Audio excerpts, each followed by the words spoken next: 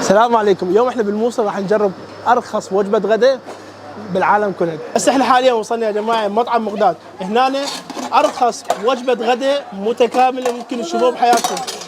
شلونك يا حج ابو احمد؟ حبيب قلبي. شو اخبارك؟ ورده. احكي لنا السعر صعد بقى نفسه؟ لا والله تصعد الدنيا كلها ما نصعد. ليش؟ ما نصعد بلد. عم الناس يبيعوا باثنين ونص وبثلاثه. فقير بالعافيه. شو عجب ليش؟ احنا مقتنع برزقه يعني الحمد لله. ما شاء الله. احكي لنا شنو عندك؟ عندي باميه وطاوه ويابسه. باميه وطاوه ويابسه. وصمونتين وزلطه واي مع البلد. ب1000 دينار. بلد دينار. ما شاء الله. وتمن ما شاء الله شو مدهين. معمول بسمتي. وتمن بسمتي. طويله. وب1000 دينار. ب1000 دينار. عمي والله هاي القناعه ماكو مثلها. الحمد لله. هاي من قبل انتو هيك. من قبل هذا. يعني يصعد الدولار 35 سنه بهالشغله بالمطاعم. ما شاء الله. هنا نشوف اكثر الناس اللي يجون، الناس الفقراء الكسبه. كله كسب، العمال، الفقير يجي، الغني هم يجي.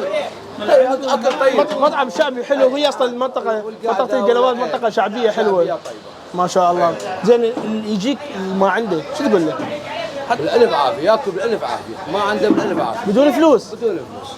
يا اخي هذا الكلام اللي صدق واحد يحب يسمعه. يعني نقدر نقول انه الدنيا بعدها بخير. بخير طبعا الدنيا بخير. ما شاء الله. الجو طيب هاي. الله زين. هسه انا بقالي غدا لو انا جاي متاخر. يا معود هسه اطبخ لك من جديد. يعطيك الصحه والعافيه. هذا التمن ويا صمونتين ويا مرق ب1000 دينار يا جماعه. هاي يابسه. بسم الله.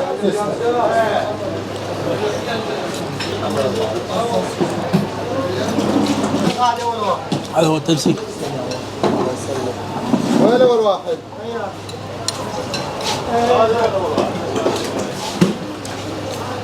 هنا اكثر الناس اللي يجون هنا الناس الكسبه الفقراء. الفقراء كلها تجي يجي ياكلون هنا. اي والله يشبع والله ب1000 دينار. يشبع ب1000 دينار. صلوات على النبي. لا مو بس هذا، يعني ب1000 دينار والاكل طيب. اكل طيب والله درجه اولى والله. ثم محمود واكل يمنا المصريه درجه اولى. واو.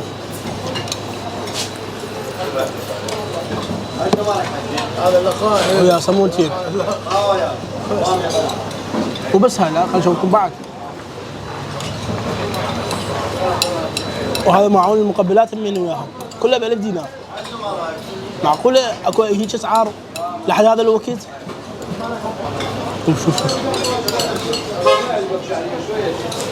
طيب وحار ورخيص. بس نكمل الاكل حتى ورانا نشرب لنا كوب شاي عدل المزاج. يلا يا جماعه تعالوا. وهسه يا جماعه بعد ما كملنا جولتنا اليوم داخل الموصل مثل ما عودناكم لازم ننهيها بواحد من اجود انواع الشاي اللي ممكن تشوفوه بكل بغداد والعراق اللي هو شاي جورجيا.